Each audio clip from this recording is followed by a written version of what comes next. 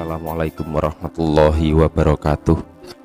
Bismillahirrahmanirrahim. Alhamdulillah, bertemu lagi dengan Syekh Jati Channel.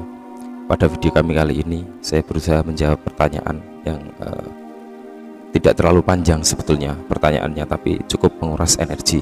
Langsung saja kita bacakan pertanyaannya. Bagaimana sih cara kita dekat sama Allah dan cara agar doa kita terkabul, terwujud, serta mendapatkan keberuntungan dan keajaiban?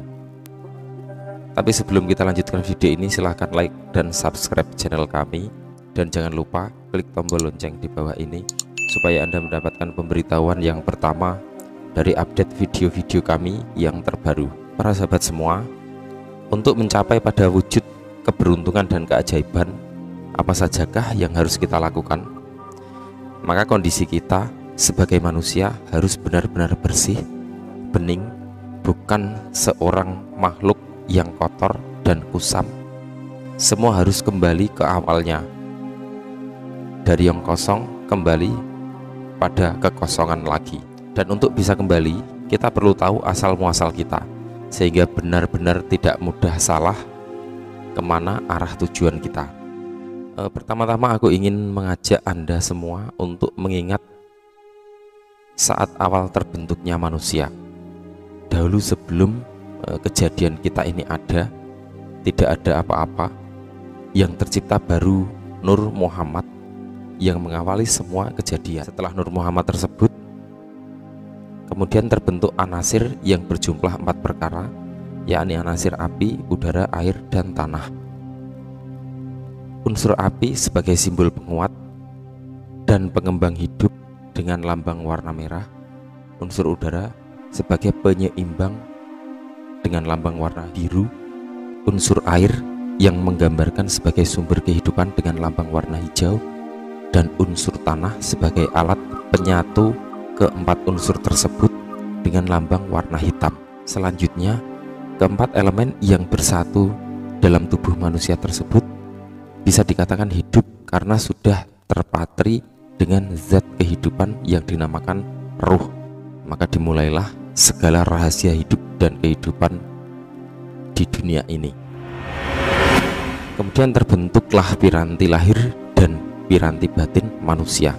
Sisi lahir ada pada panca indera dan sebagainya, dan sisi batin ada satu kesatuan mutlak kesempurnaan diri, sejatinya diri, alam rasa, alam angan-angan, alam hati, alam budi, alam akal dan pikiran, yang menjadi hijab nyata atau pendinding yang harus dilalui manusia dalam mencapai apa yang menjadi tujuan hidupnya.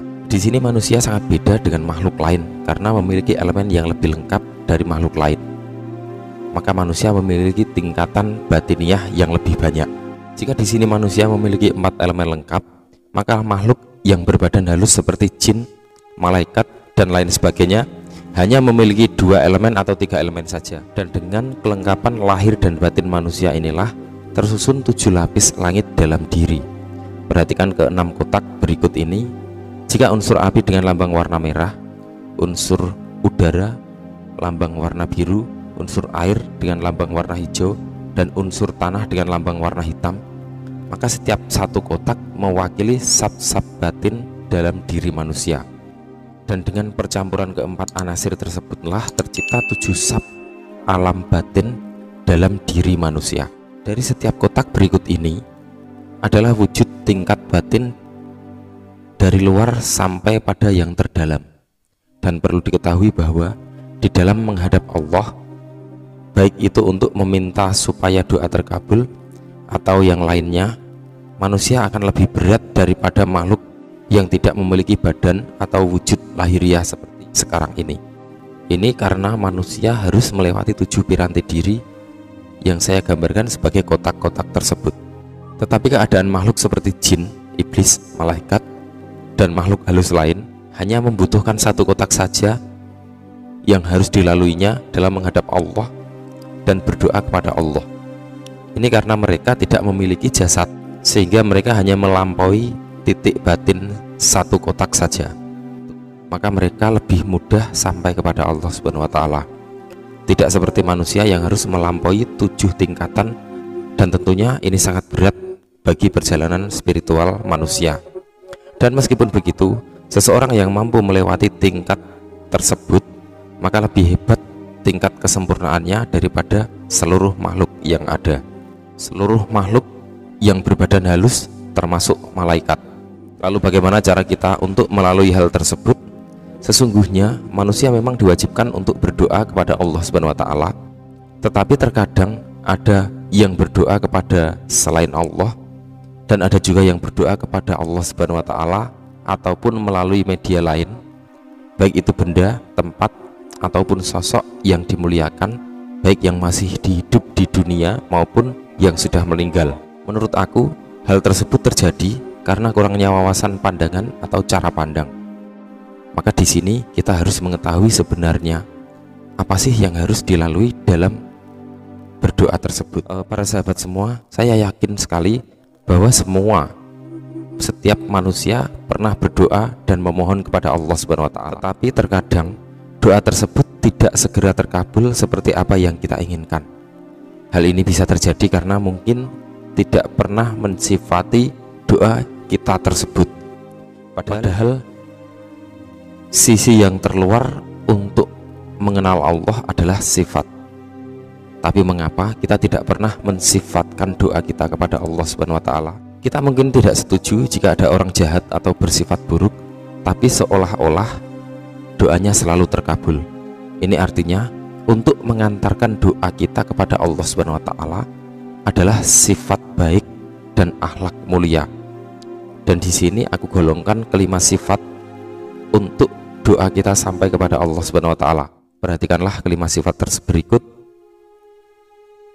jujur, narimo, pasrah, tekun, dan iman. Jujur adalah sempurnanya karsa atau kehendak kita atau sempurnanya doa kita. Narimo adalah terkabulnya karsa atau kehendak manusia atau terkabulnya doa dalam kehendaknya.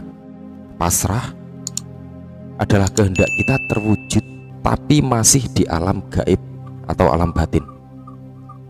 Maka di sini harus kita bawa ke lahiriah doa tersebut. Kemudian tekun. Tekun adalah yang mengikis tebalnya dinding hati manusia hingga bersih dan bening. Kemudian yang selanjutnya adalah iman. Iman adalah menjadikan sebuah kehendak kita nyata dan terwujud. Dari kelima sifat tersebut, jika kita sebagai wujud manusia adalah peringkat yang paling bawah, lalu di atasnya adalah kelima sifat,